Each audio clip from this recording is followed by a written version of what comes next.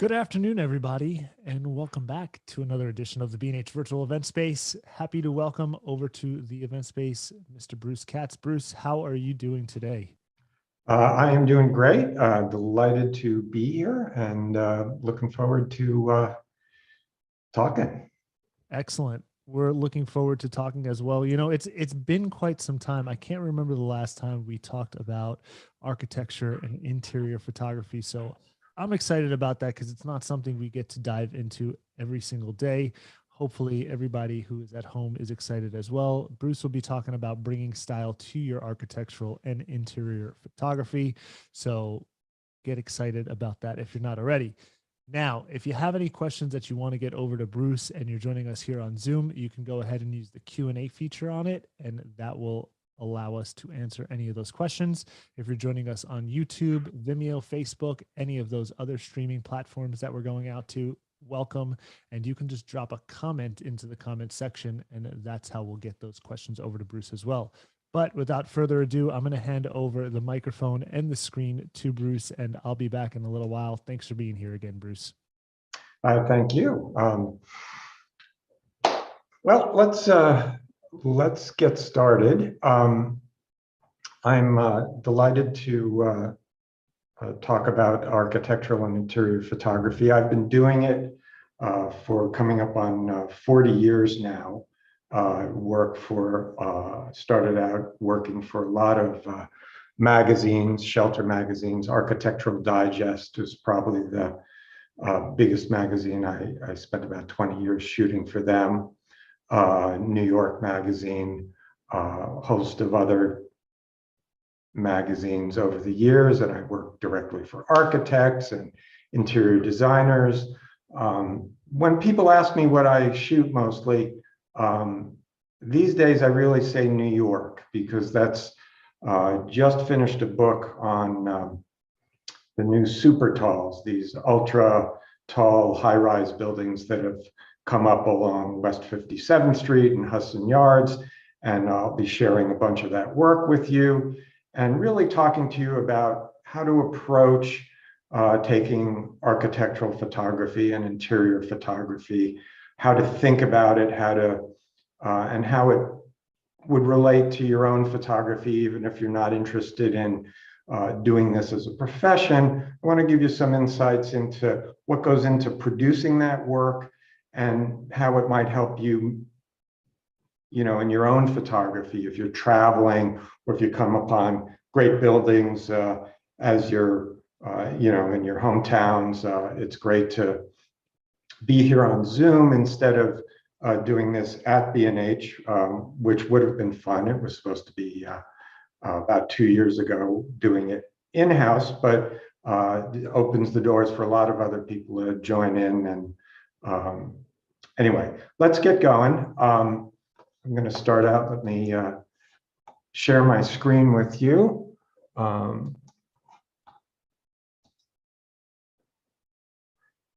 If I can figure out how to do that, let's go back to share screen. Okay, I think we're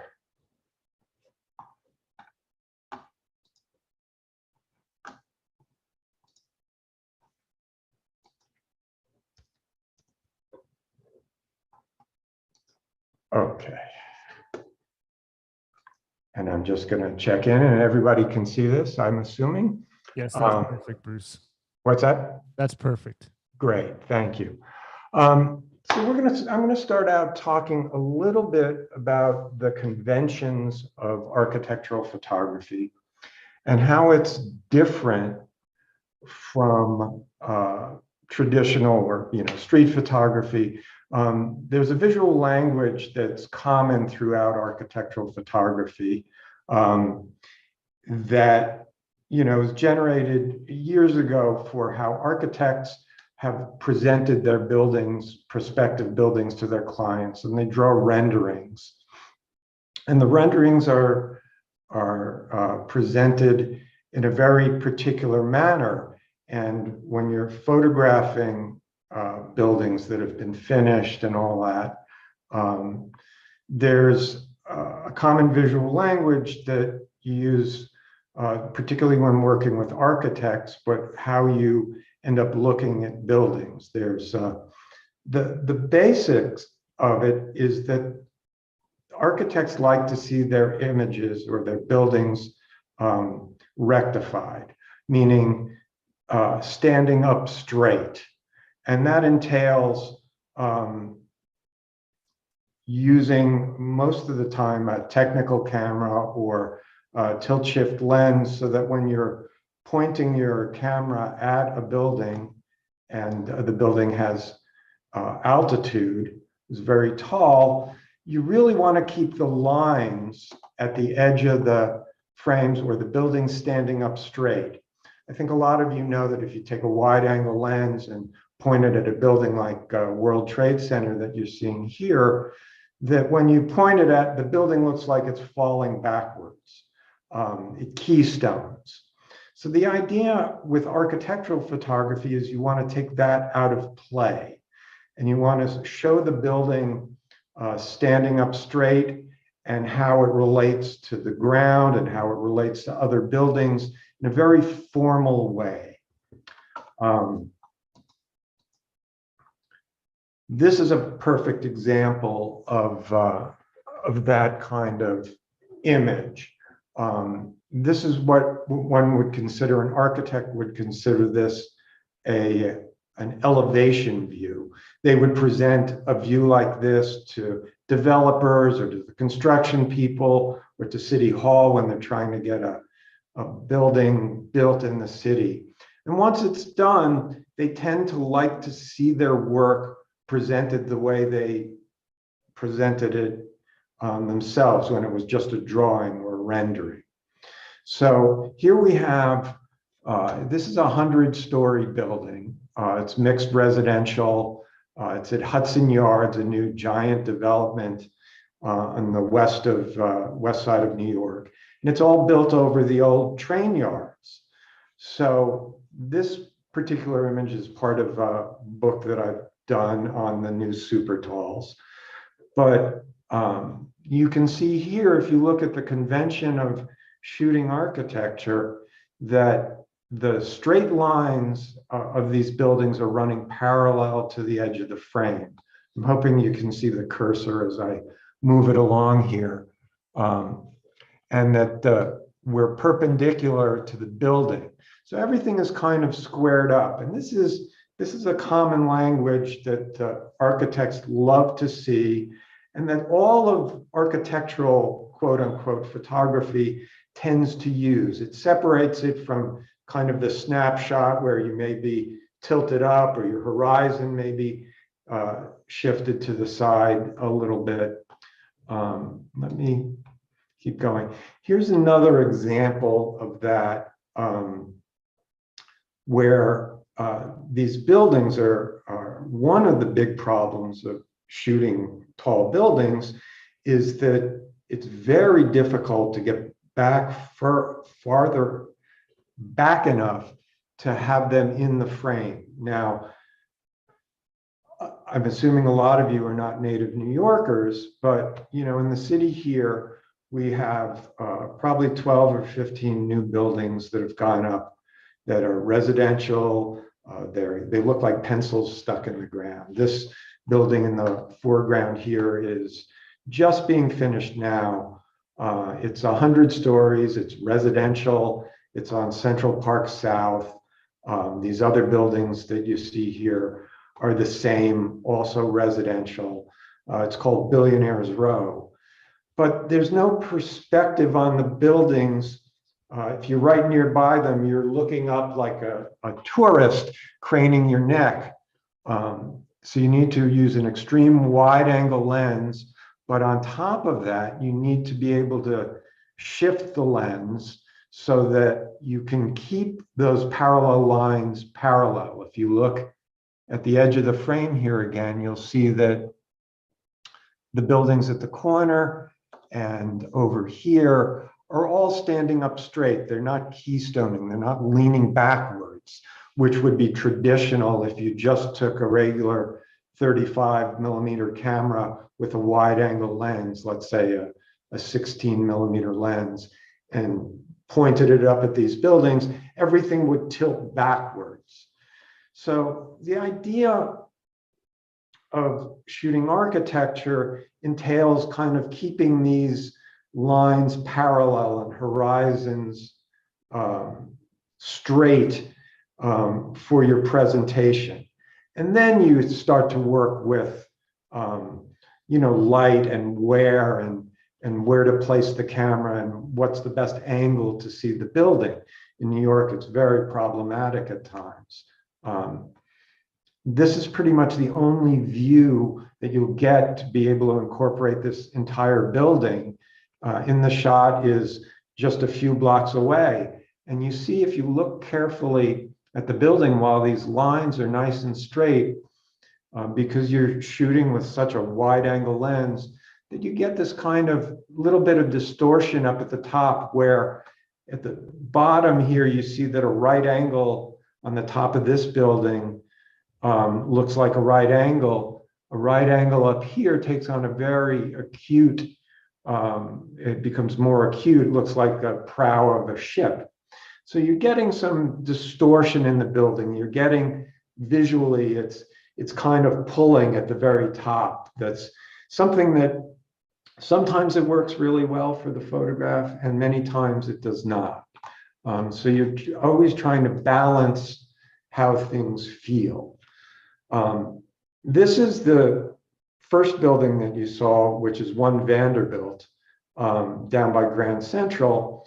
And again, the convention with architectural photography is that you're keeping your lines straight, even when you're shooting very wide or at street level. So again, if you look at the edges of the frames here, this building here is straight up and down parallel to the edge of the frame.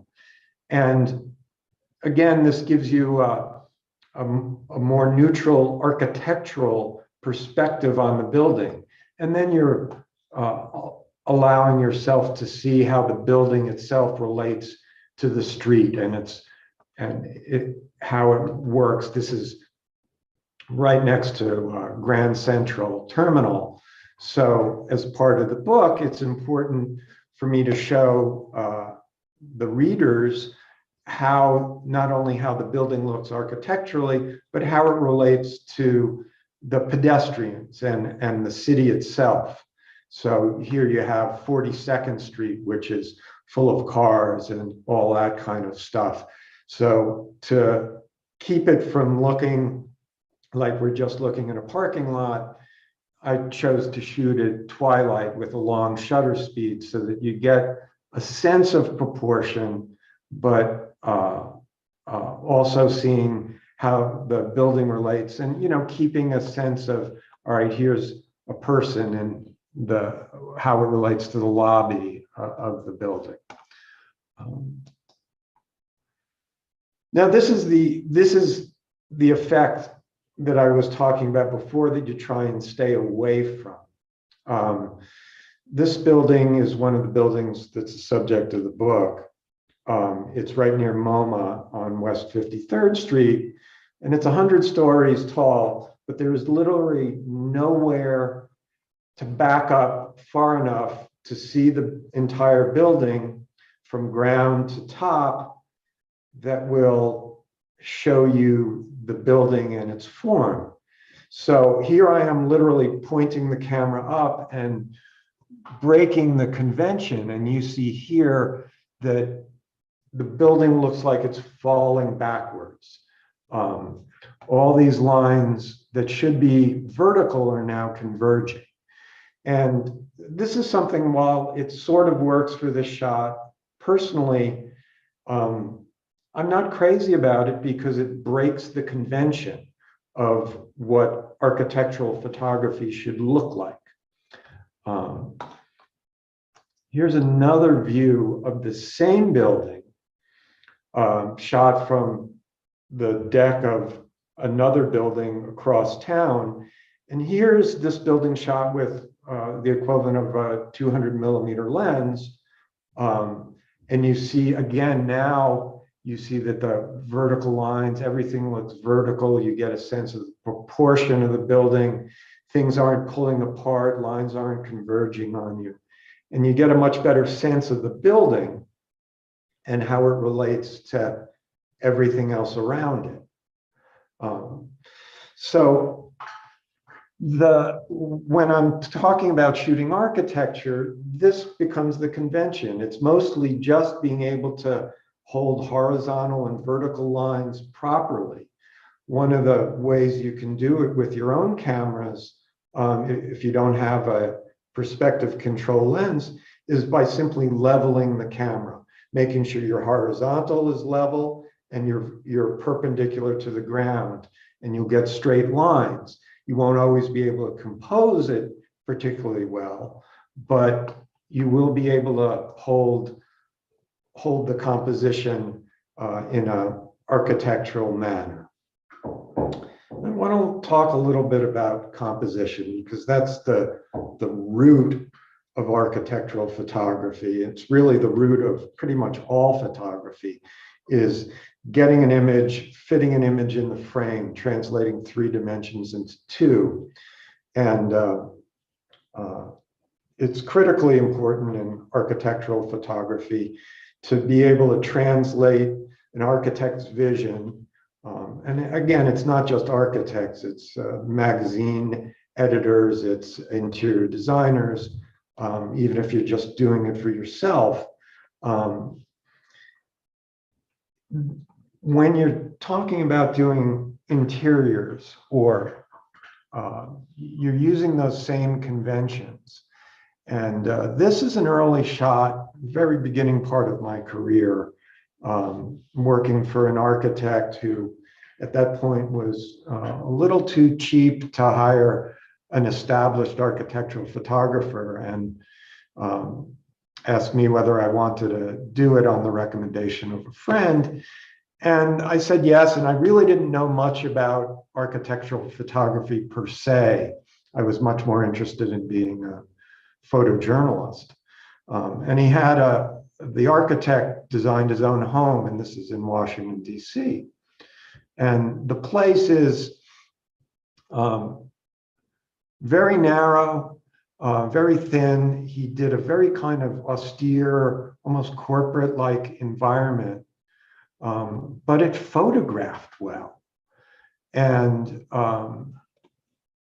this is a row house, and just these shapes was something that he really reacted very well to. And it was just a matter of really luck and kind of not knowing exactly what I was doing. But when I did this for him, I was able to figure out what he was responding to, and I was able to kind of begin to replicate that as I moved on to other projects.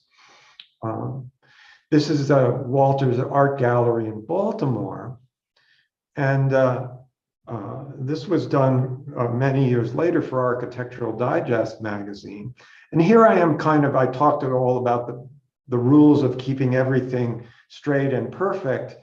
And here's a shot that works wonderfully where I've broken all the rules. I'm looking up at the top of a cupola. All of the lines are converging, nothing is straight, but I'm playing off that. So the idea that, your rules of keeping everything straight is written in stone, clearly that's not always the case. I think here the curved lines, I was really just looking at trying to find an angle on this beautiful cupola in the museum that worked. And I'm kind of squished up against the back of a wall. It was kind of the only view you had of the top of this that made any sense.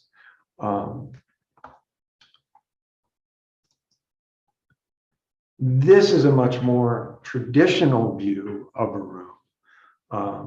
Again, composition to me is everything. It's the starting point. Where you set your camera is critical.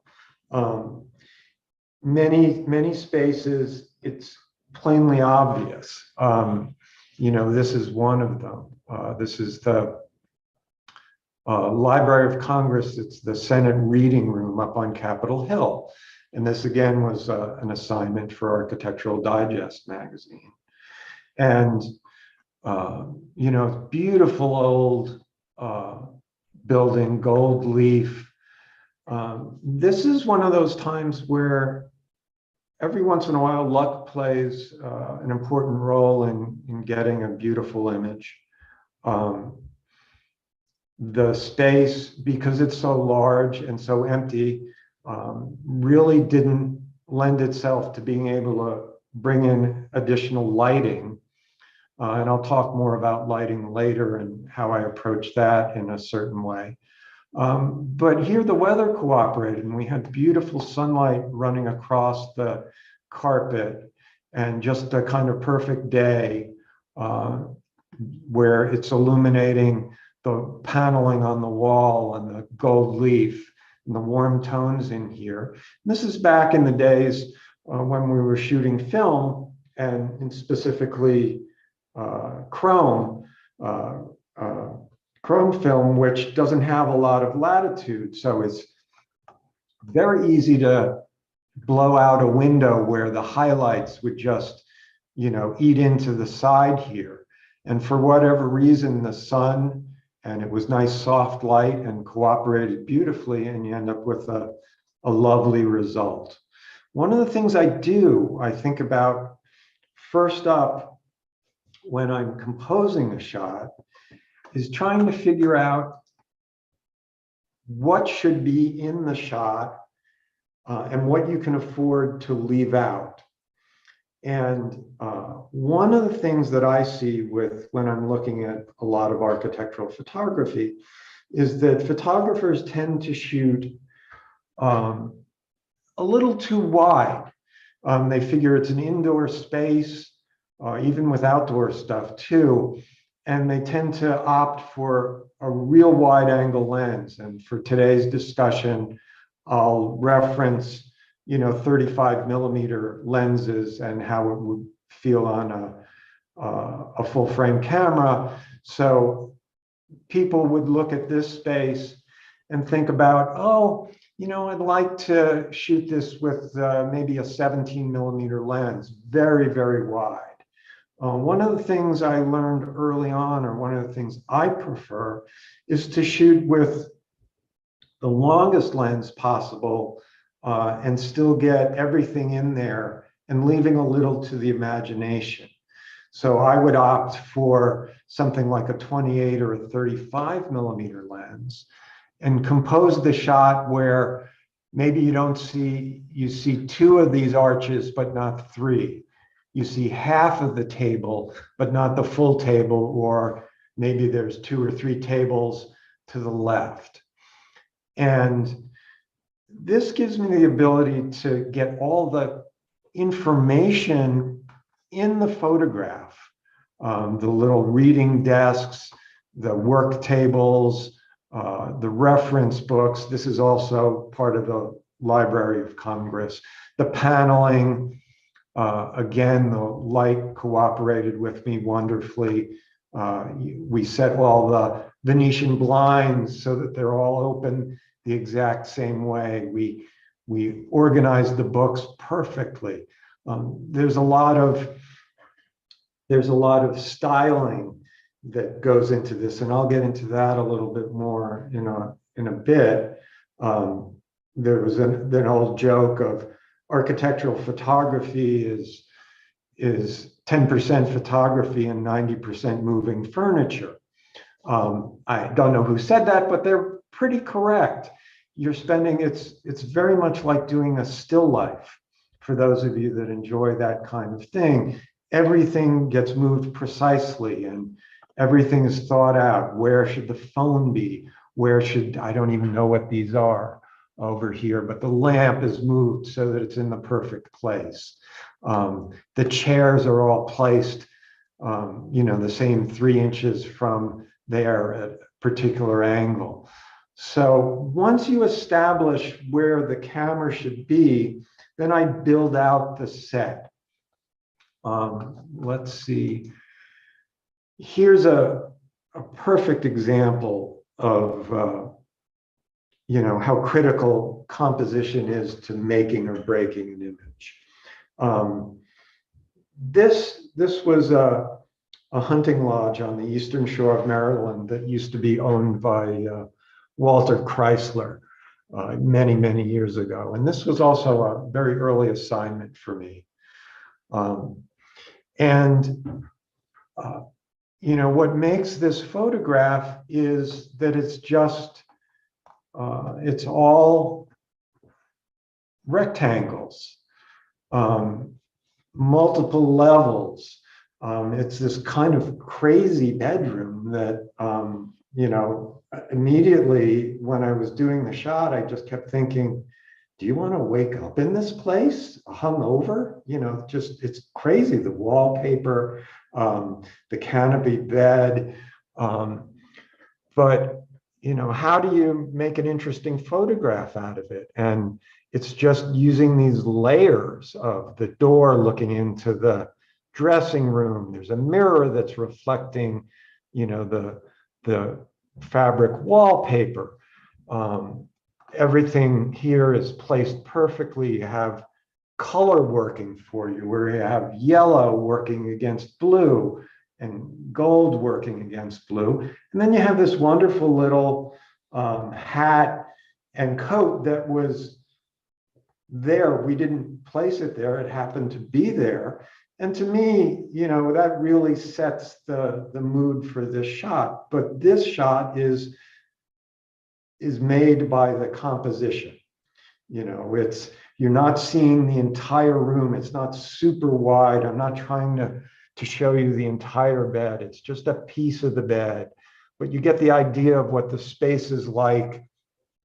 The space itself is telling you a story within the frames that you set up for yourself here. So how does this relate to you if you're just kind of dabbling in architectural photography, or want to play around shooting an interior or an abandoned building somewhere? And the critical thing to take away from that is spend most of your time setting up the camera in a place where you take advantage of the composition. That's first and foremost. And then everything else will fall into place,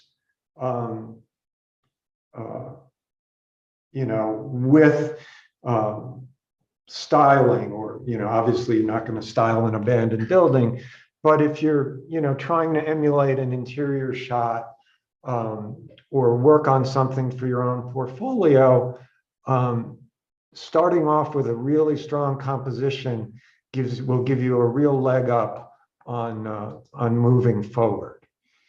So here's another example of just that.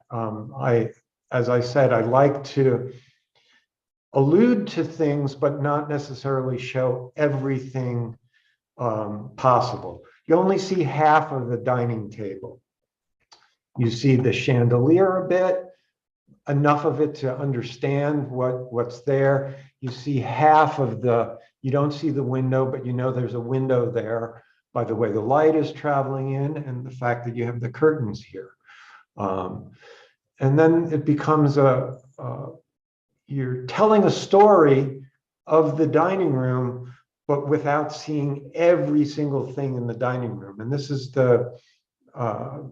I won't say big mistake, but this is what a lot of other photographers would try and capture the entire dining room instead of the least amount of space with the most amount of information.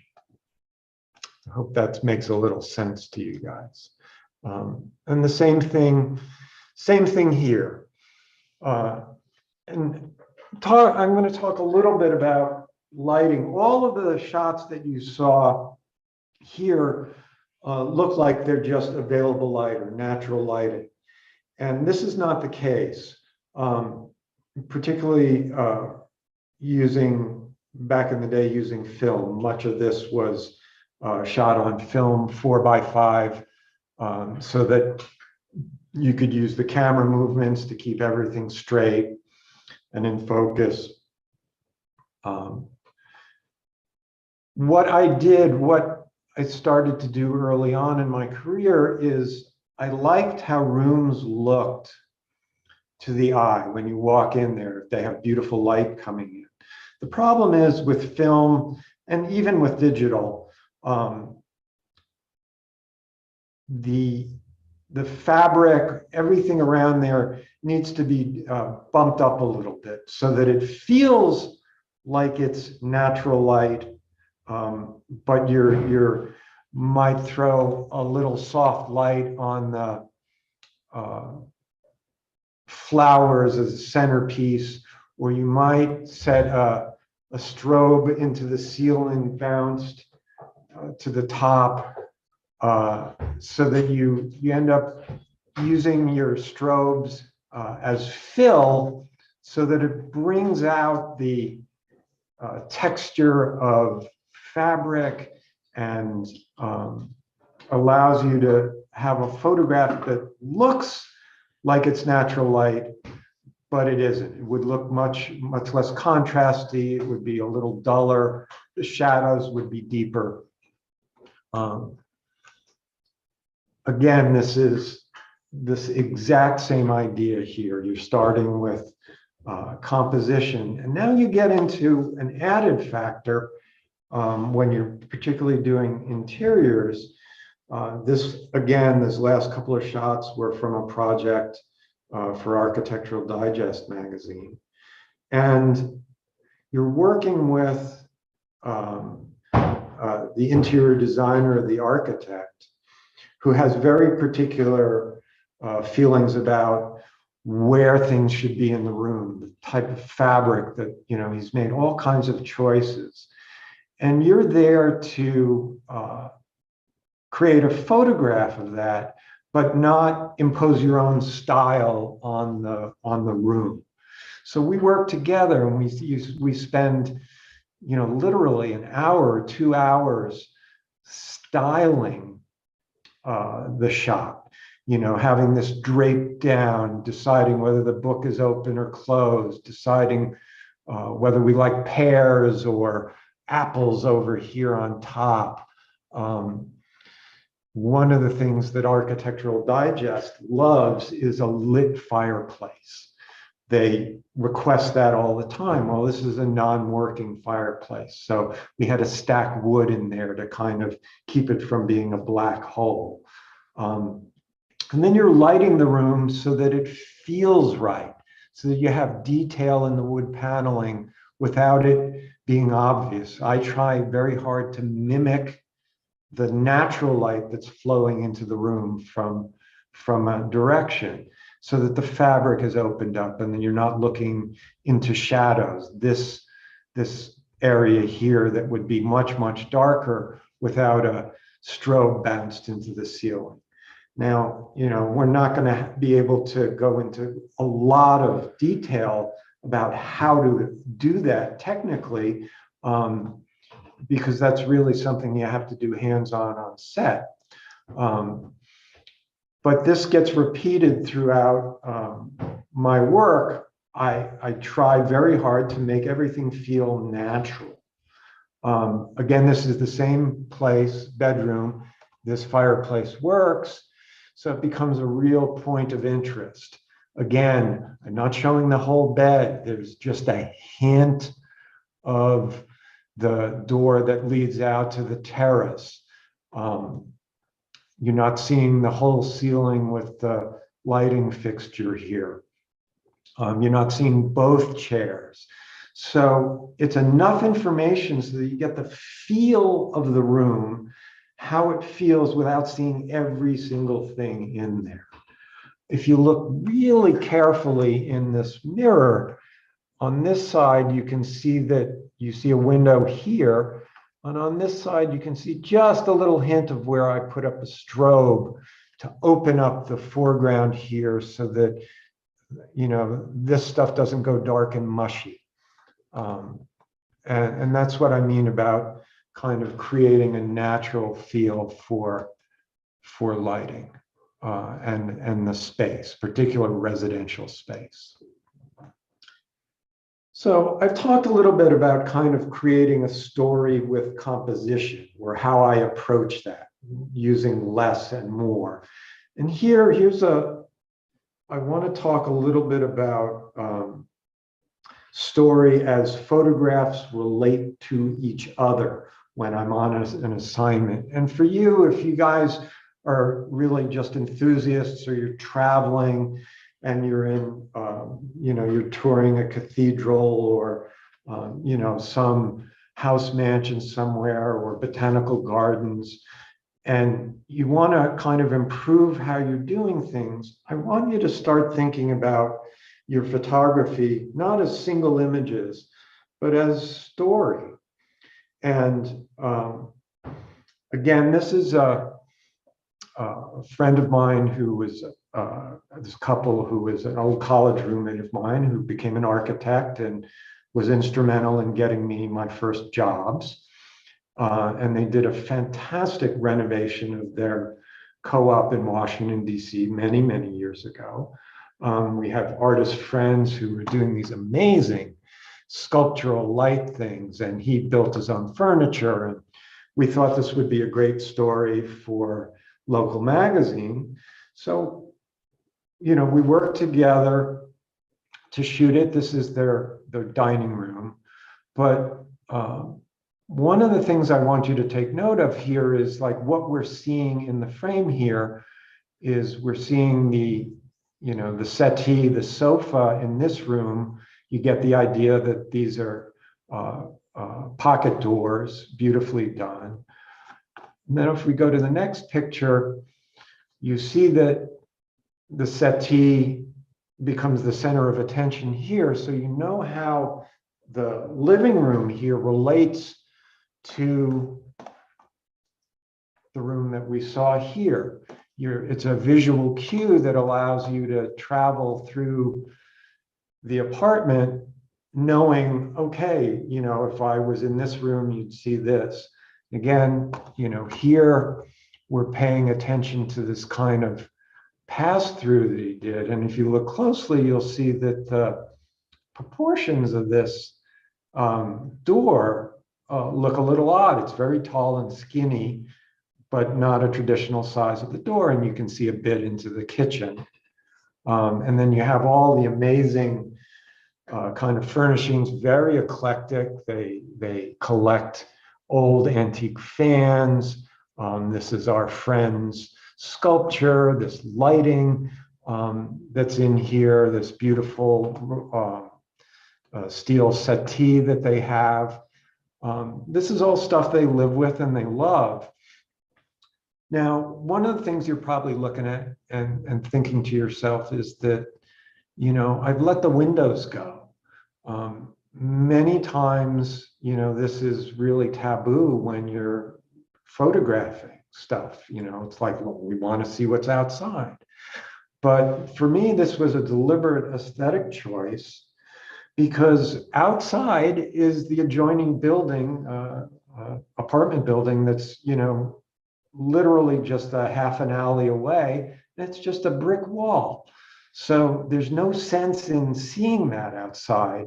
So you try and figure a balance between, holding fun information and, you have the edge of the window frame in there.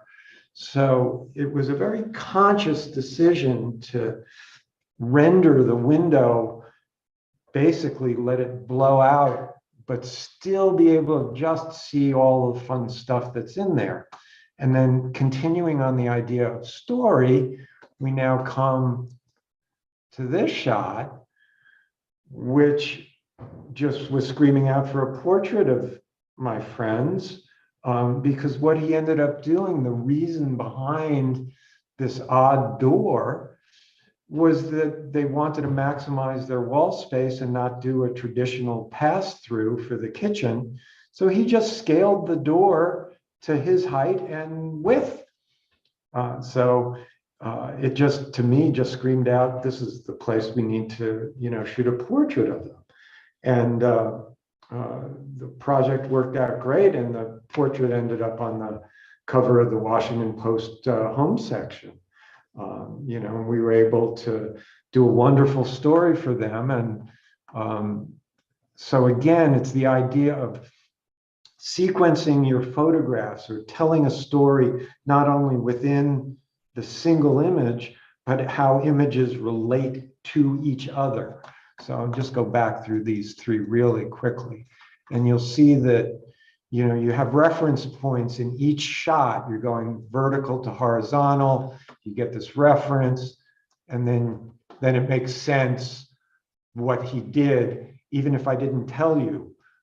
You know, clearly, you know, somebody thought about, all right, we don't need a really tall door because it's just me going in and out, that kind of thing.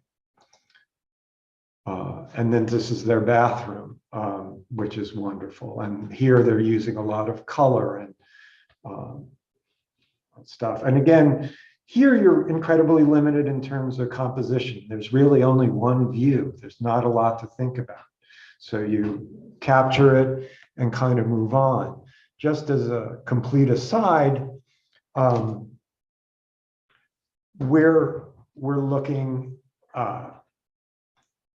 you know, I presented this work to a photo editor at a major magazine, and she wrote me a 2-page letter telling me why I should have turned off the light in this bathroom.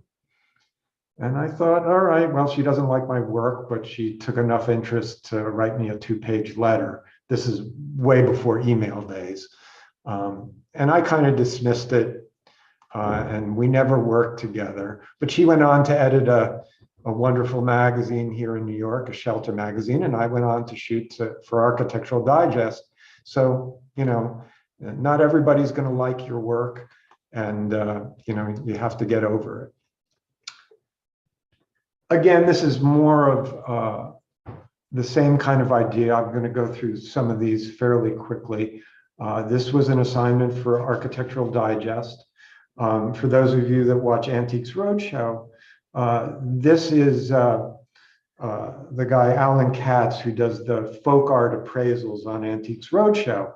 And he lives up in Connecticut, and his house is basically his gallery. So the entire point of this shoot, this place is just stuffed full of amazing folk art. So for us to do beautiful pictures, we were just trying to figure out, basically it's an exercise in styling and where things should go.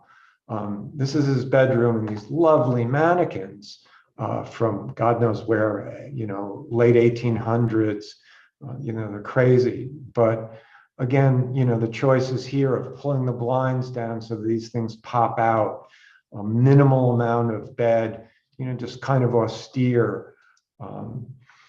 We're back out in his kind of main living room galley, but look at, you know, just all of these crazy antiques and folk art and paintings that he collects and where things should go. So you end up spending literally an hour placing objects in the frame, styling it. Once you create your overall composition, you know, we're taking a chair and just a hint of the chair, and you see a little bit outside. And again, this is even more styling. This was a restaurant here in New York for New York Magazine. And you literally spending an hour just arranging glasses, setting out table.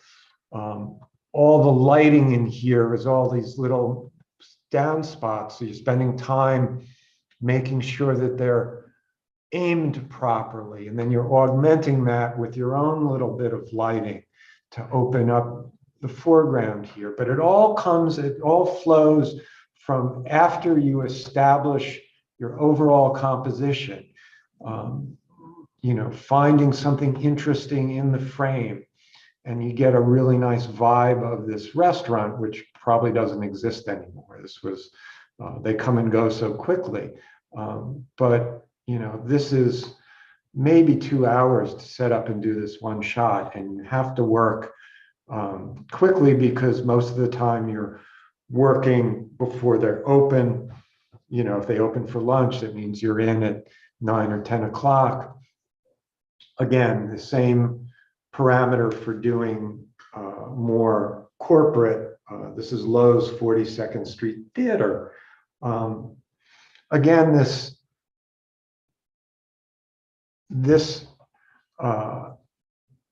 we went in at about midnight. They show movies. The last movie gets out at 2 in the morning. So the earliest we could get in is midnight and set up, and they're not going to stop showing movies because we're shooting. So there are people in the theaters while we're doing this. The concession stand is closed, and we have to basically clean and style the entire concession stand once we find our view, and hope that people don't, we're vacuuming the rugs. And the exact same thing for this other side of the concession stand. I mean, look at, myself and 2 assistants were filling these up with popcorn and hiding cups, and so this is where you get into that. The photography is the easy part. The tough part is making everything look nice and shiny and new and everything in its place. And again, the same thing in a corporate environment. Here, color becomes a dramatic piece. And this is probably one of the few shots that I did that is completely available light. Everything looked good in there. There's no reason to see out these windows. It's arranging furniture, getting everything plumb. And then again, using the idea of color and the austere design of this place, just to create, almost a pure composition. The orange and the grays work well together as part of a story. And I'll go through this fairly quickly. The Chanel store, flagship store. Again, the store was open, so we're working in there, and foot traffic is coming back and forth, and we're trying to keep people from moving the dresses and all the things that are there. Again, downstairs, everything is plumb. The good thing about a store like this is that everything's in the perfect place to begin with. So there's very little styling because that's all they spend their time on. The display cases are all set up perfectly. So you can work quickly. The other things I like to do is create a sense of mystery with shots. One of the things I get a lot of joy out of is if you show people and you don't tell them anything about the shot, when they look at something like this, they'll say, what's going on here? It's an office, what's back behind there? What's the purpose? You raise questions. The viewer is asking questions. This happens to be a chiropractic office in New York City. And I just loved the materials that the architect used. The colors look great. And there's this translucent wall that's back there. And as you'll see in a second, these objects back there would just scream we threw light on them, and we kind of created this ghostly image back there. And then here's the reveal. Here's the second part of the story. And you realize it's in a chiropractic office. This is just the where you do stretching and yoga, and these are exercise balls, and how this relates to the rest of the story. So you're creating a mystery, and then you're solving the mystery as you go through the story. It's like, oh, that's what it is. This is the treatment room where you'll stretch and get your back cracked and stuff like that. And you can even attempt to do a little humor. Sometimes it plays, sometimes not so much. This was basically a cafeteria for interior designer. I don't even remember where it was. No great shakes in terms of high-end design, but they had this fun, semi-drop ceiling where they didn't, put in all of the acoustic paneling, and they dropped these lamps in the top. And we set it up perfectly, all the chairs in perfect place. And we wrapped the shot, and my assistant accidentally knocked over a chair, and I thought, oh, let's do that just for fun. And we scattered the chairs and put some of them up on top and just kind of created this little mess on the bottom to kind of play with. And the client, the architect, loved it. But they didn't end up using it because in the end, they said, oh, you can read the labels on the bottom of the chair. And, and I thought, that's just silly. That's the whole point of having this stuff look like a mess. You can't have a perfect mess, So they ended up not using it, but I love this shot because, it just makes me smile. And every once in a while, you might find a client that actually has a sense of humor. I don't know. So let me take you quickly through a typical shoot, and you'll kind of physically see how a room gets transformed from start to finish. This is a place up in Connecticut, beautiful suburban, kind of almost ski lodge. My client did an addition in this place. So he didn't do the overall architecture. They were building something that had to match the rest of the house. This is the bedroom. It's, on several acres of property that's all forested, a lot of glass. So everything starts with a scout. This is, you walk in and you look and you're trying to find, where do I put that camera for the best composition? So, I took a quick snapshot. We look at it, we talk about it. This is another angle. Here's the owners and client and assistant chatting. To me, this angle works better than the first one, even though this could work wonderfully. And the reason being is I know that we're going to do 2 shots in here. We're going to photograph overall, and the sitting area was important to the architect, and it's a lovely space. So this angle shows more of that space and allows me to tell more complete story of the space. So here we are starting. I've established camera position roughly. And now we're doing that 90% moving furniture stuff. The architects brought in their more favorite bed linen and pillows, and they brought a little, like a horse trailer full of pillows and throws and flowers and accent things. And we begin to work. And here you see a much younger version of the photographer that's on screen now. I had a little black hair. Working, and my assistant straightening rugs and trying to figure out where all the furniture should be placed. So here we get going with that. The bed is sort of set out. Does this work over here or not? Do we like this throw? These are questions that you're constantly asking yourself. So a lot of this really doesn't relate to, a photo enthusiast so much, because except that when you're doing photography for yourself, all these small decisions add up. So, when you're out shooting, let's say, you're in a beautiful cathedral and you're trying to adjust the composition, and it's like you want to leave out that sign that's in the way and you can't move it.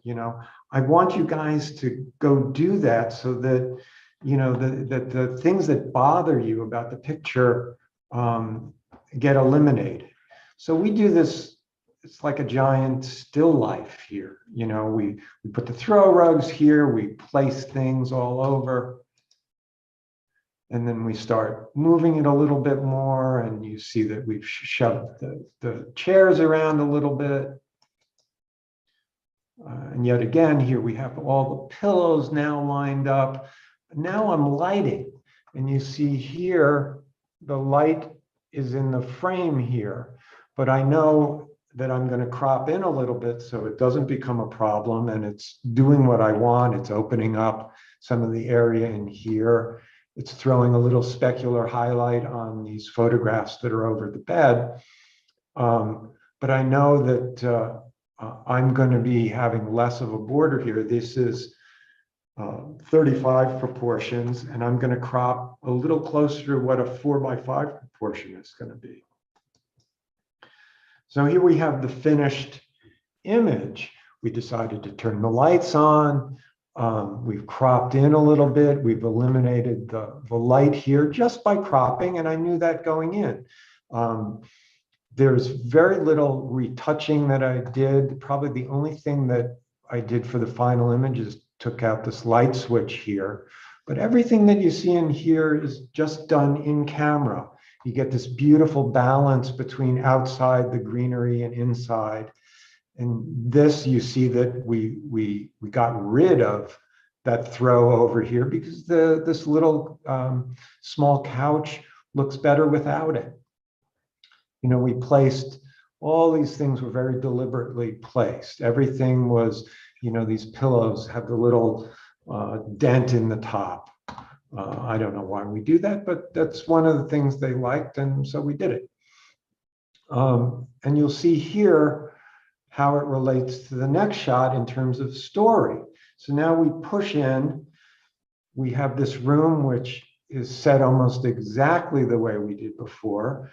And here we were playing with the idea of how bright should the outside appear.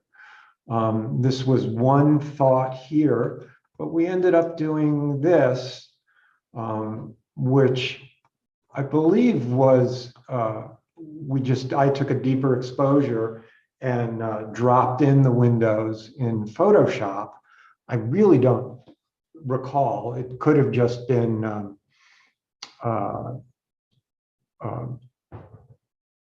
burned down just using the burn tool in Photoshop. But again, this is, you see a little hint of the bed and then the sitting area that we saw back here, which had I shot from the other direction, looking directly down the room, would make much less sense. So deliberately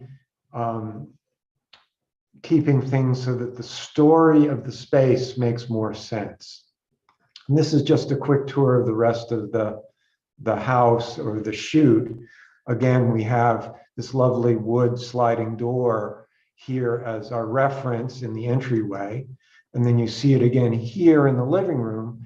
And again, the outside inside relationship, how the exterior and interior relate to each other is important, and we try and keep that consistent. Again, that same feel in that space. And this, we end up in the dining room, and here, you know, this is a dining room in this particular house was an exercise in lighting skill because we ran out of daylight, but everything else in the story was daylight. So I just took tungsten lights and tried very hard to mimic window light. And I think it worked out pretty well for that. So you get a sense, you try and keep your lighting and the feel of each image throughout the story the same so that it keeps things consistent. Again, we'll talk a little bit more about lighting. Here's a case where a church on Fifth Avenue in New York, where they just did a multi-million-dollar renovation, and the space looks wonderful. This is all natural light. I try and choose a day when maybe it's not really harsh sunlight, it's kind of cloudy bright, so that I have more control over not worrying about the windows so much. But you want your eye drawn to the altar, and the lines and the composition are moving your eye all towards this space here. And, you know, again, the gold leaf and the sconces look wonderful. I'm not going to worry that there are these, you know, there's nothing to see here, so I can let the daylight roll around in there. Another church, opposite situation, where this is stained glass. It's the same kind of view, but now you're looking for late afternoon or very soft, dull light so that these windows are not blown out. This was all done without retouching or dropping in the windows. It's not hard to do now, but I like trying to get everything done correctly in camera. And you talk about styling, you know, there's like 300 prayer books in here that all had to be placed perfectly. We had to get rid of all the music stuff here for the church, but overall, you know, it came together pretty quickly, but there's a lot more work involved than you would think. And here's, again, the use of light inside, outside, where you're beginning to what I call chasing light. And this client, this is in World Trade Center 7, which was the first building built back after 2000, you know, after 9/11. And my client makes these automated screens, window dressings here. And this is what they wanted to feature.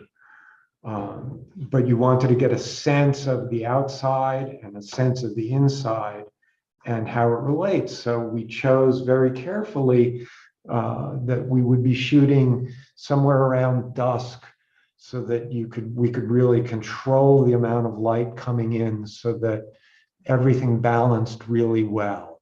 And again, you know, styling, every chair needed to be in the perfect place, and, you know, you get a hint of the reception desk. But you really wanted your eye to be drawn to the window and the, you know, window shades that the company that hired me to shoot.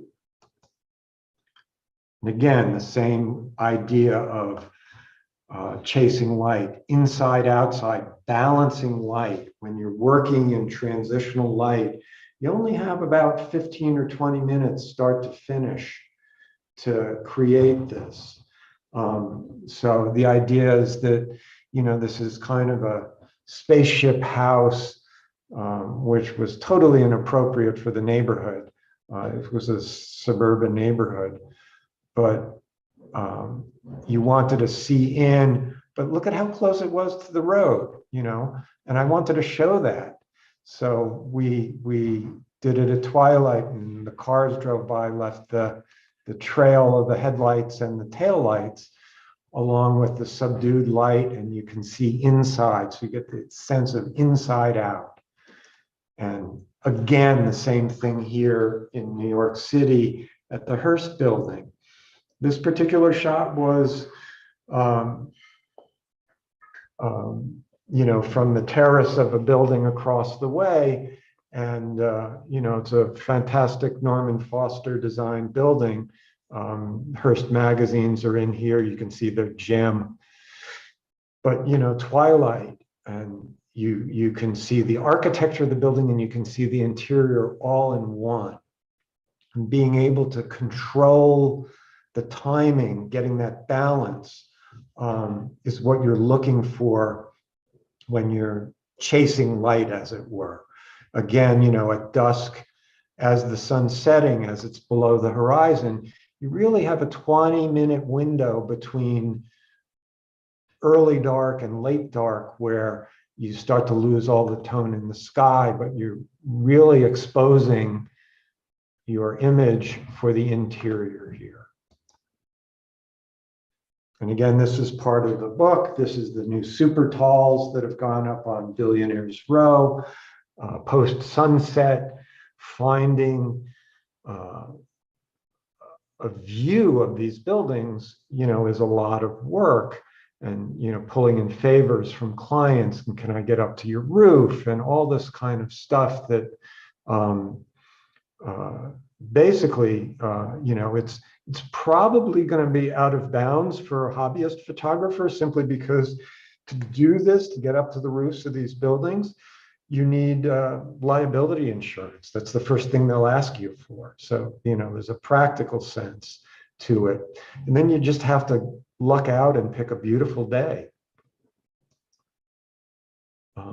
Earlier in the afternoon, this is again, you tell a story by zooming in, and you see Central Park West and the Upper West Side and the GW Bridge, and the structure of the building. And I just love this shot. I mean, it just screams fall and Central Park, but you really see how the rich have all the advantages in terms of views in real estate in New York City. And again, we're down World Trade Center, part of the book again. This is one of the buildings being featured in the book. And it's just a glorious sunset where you try and catch that balance of beautiful blue sky and the glowing building and the glowing sunset. This is much earlier in the day, but it's soft, muted light. So when you get a sense of the city, it's very painterly, and you want to give yourself the opportunity to kind of work through that 20 minutes. This would be the early part of that 20 minutes, where this shot is the later part of that 20 minutes. It's much darker. Buildings are glowing more. This is another way of kind of showing how the buildings relate to their environment. Here, the glass just reflects the sky. So when you're trying to tell the story of this building, one of the super talls on Billionaires Row, I was at a lovely vantage point, and I just love how the clouds, the building tends to disappear in here. A lot of people in New York would like to see the building disappear completely. They're not, they're tall and thin, and how they relate to the rest of the environment. People are not entirely happy with these buildings. They just look like pencils stuck in the ground. And because they're not commercial buildings, it's really just for the 1%ers to enjoy. And it kind of kills the sense of neighborhood. And that's part of, the book that I'm doing here. I really wanted to show how these buildings relate to the rest of the city in Central Park. Again, more Hudson Yards, a new super tall. This is the Edge, an outdoor viewing platform. Here's the view that you get from that little spot. I love trying to, to me, this is a lovely street photography shot. It's a real moment of somebody looking out over the edge of this thing at 100 stories up over New York as the sun is setting. It really gives you perspective.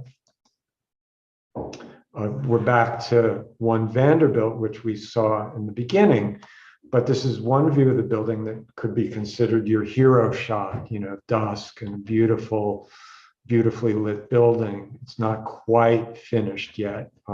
Some of the floors are occupied. They have an observation deck up here. But here's the building shot from another location as it relates to the rest of the city.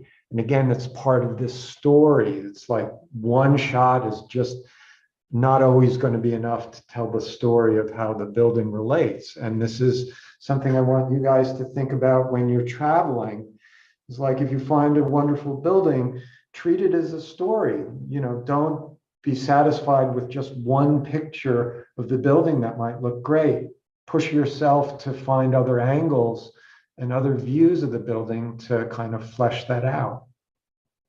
Again, time of day, you know, it's very hard to get access to the roof of a building to photograph One World Trade.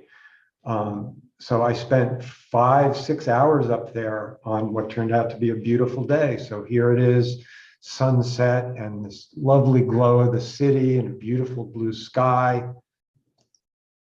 And then here we have towards the latter part of sunset. Now you get the sense of traffic along the West Side Highway and the memorial lit. And, you know, both shots complement each other, even though they're different times of day. So you're completing the story of the building and how it relates to the city, which is the essence of architecture.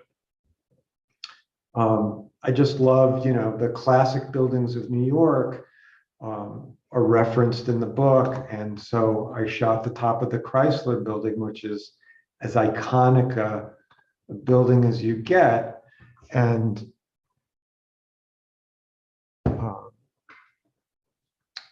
you know, this is, you know, to me, this is sublime, but it also works in black and white from a different time and different angle. And I always make sure when I'm out working is if I'm shooting for a client, I'm also shooting always for myself. I love working in black and white, and I love shooting the city in black and white. My clients might want color, but it's sometimes wonderful to, you know, show New York and the classic buildings in kind of this reductive, you know, the beauty that classic black and white can bring to it. To me, it's a lovely view of the Empire State Building, but the clouds make this shot, you know, and the tone that you get in here. And again, you know, shooting the Empire State Building backlit, you know, this stuff works wonderfully. And again, catching light. I was on an assignment in the building and shooting an interior, and I saw this lovely view out the window, and I just asked the client if they wouldn't mind if I took 5 minutes to shoot this. And the same thing here. I was photographing in the opposite direction, and you get the East River and this lovely moonrise, not quite Ansel Adams moonrise, but maybe the urban version of that. So I think we're going to wrap that up there. I think I've kind of gone over a bit, but hopefully we'll have time for some questions, and we'll get Scott back in here and see what's up. Yes. Well, first of all, thank you very much, Bruce. A ton of great information, and we've got a host of questions that I want to dive into because nobody wants to hear from me. They want to hear from you. So, so let's start off. Let's start off with the easy stuff first, and we'll progressively increase the depth. Fernando, who's joining us on Vimeo, wanted to know what lighting equipment do you use if you're taking with you? Lighting gear, I use both strobe and tungsten lights. It's a mishmash of stuff. Brand-wise, Balcar and some Bowen stuff. It's really kind of a hodgepodge of that. You know, I tend to keep that simple. I mix strobe bounce softly with grid spots as accent lights, and I do the same with the tungsten lights. Excellent. Now Fidel is joining us on Vimeo as well, and said to start beautiful shots, which I think we can all agree on. His question is, do you still use 4x5 at all? He is a 4x5 shooter and was curious, if you aren't, how do you get things straight using digital, no movement, etc.? I do not use 4x5 at all anymore. It's been probably almost 18 years since I've moved into digital. Not quite, probably around 2006. So let's go with 14, 15 years. The movements of the camera, there are a couple of wonderful tilt shift lenses that are out there. Canon, I use the Canon shift lenses, a 17 and a 24.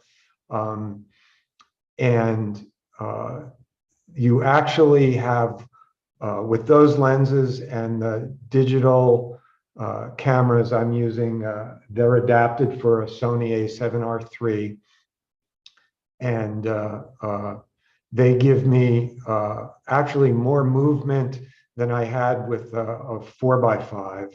And you have the benefits of being able to work much more quickly with much more precision than you did with 4x5. Physically, just shooting film with 4x5 adds, particularly with interiors, adds at least 45 minutes to each setup. When you've got it right on digital and you're tethered to a computer, you're done. The big problem with 4x5 is the lack of Polaroid to proof things, which is essential for working professionally. So now we'll jump over to Cindy, who's joining us on Facebook. And if we kind of answered this with the last question, you can kind of just say Sure. answered it. But you indicated you used a particular lens to get straight building lines. What if you don't have that lens? How would I get straight building lines using something like a 24-105? That's a lesson in itself. That's, an hour of showing people how to do that in Lightroom or Photoshop. There are tools in there that allow you to straighten images and change perspective, and it can be done, so I won't say easily, but it can be done. In order to do it well for a particular building, you have to tend to shoot much wider than you would normally shoot, and then crop in using the perspective tool to get all your lines straight. So what you end up losing there, the image will look fine, but if you're doing a lot of cropping to bring that building into perspective, you end up, losing a lot of file size.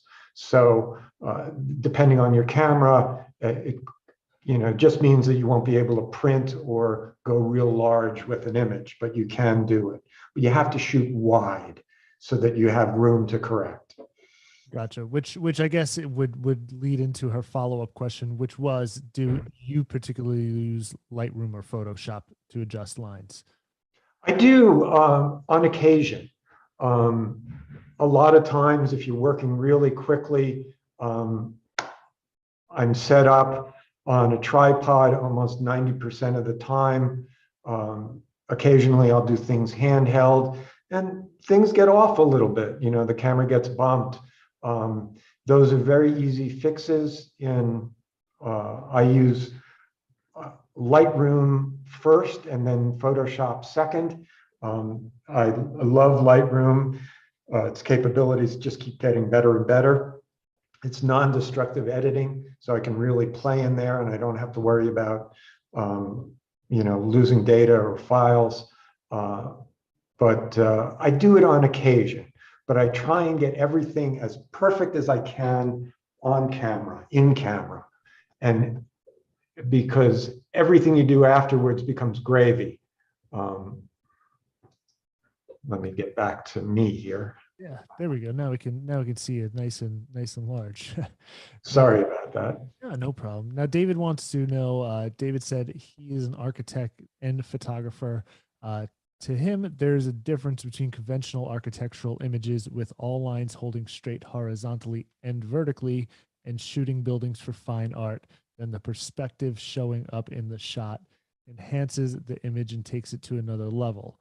He likes to shoot both. How do you feel about that? And how do you determine when to break that conventional architectural image rule?